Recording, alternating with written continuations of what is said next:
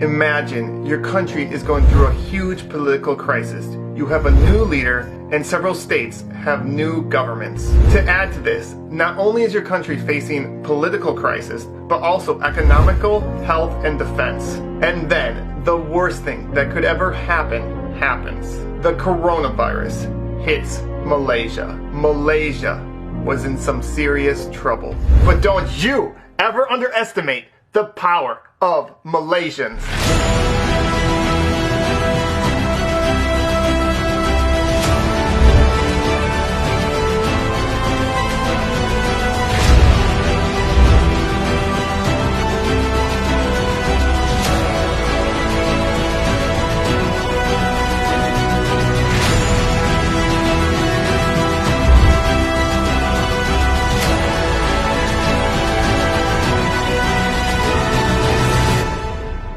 Here are 15 ways that Malaysia did the impossible.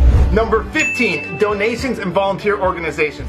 So many people volunteered and so many organizations helped out. For example, Emirat provided healthcare workers with food, AC units, and raised over 3 million ringgit for medical supplies. Number 14, top doctor. Dr. Noor Hassam Abdullah has been ranked one of the top doctors in the entire world at fighting the coronavirus. And not only does he present accurate facts, he's able to do it in a way that gathers support and also keeps people calm as he does it. Number 13, the movement control order and the enhanced movement control order. These things are not easy to pull off, and it took so many people in different organizations to work together to have them work. Number 12, indirect volunteers. There are so many people that helped out and volunteered and did so many different things like food delivery.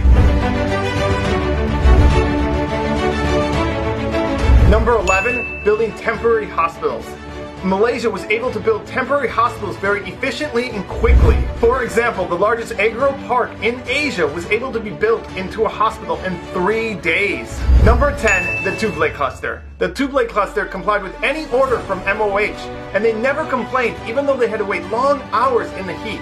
Number 9, banks. Banks lent to the borrowers for 6 months. Number 8, universities. Universities allowed students to stay for free and provided them food as well. Number 7, stipends. Nearly 4 million homes received up to 1,600 ringgit. Number 6, ignoring politics. Opposition leaders came together and forgot about politics for the good of Malaysia. Now that is really cool. Number 5, protecting the most vulnerable. Malaysia did a great job in protecting those that were most vulnerable, homeless and foreign workers. They were put in public halls and provided a tent. Number 4, Malaysians returning home. Malaysians returning home from overseas were provided a free hotel, free food, and COVID-19 testing during their 2-week quarantine.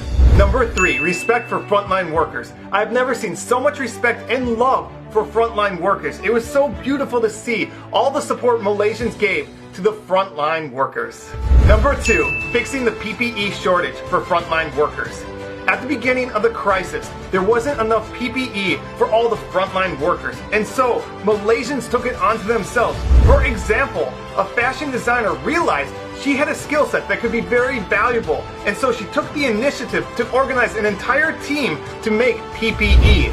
Prisoners made PPE, college students made PPE, even a Malaysian born with no arms didn't let that stop her from making PPE.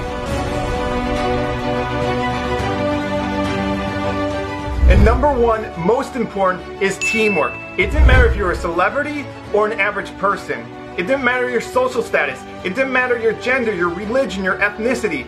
All Malaysians came together for the better of Malaysia. And that's how Malaysia was able to do the impossible, to go from a country that had 3 times more cases than any other country in Southeast Asia to now being one of the safest countries in the entire world.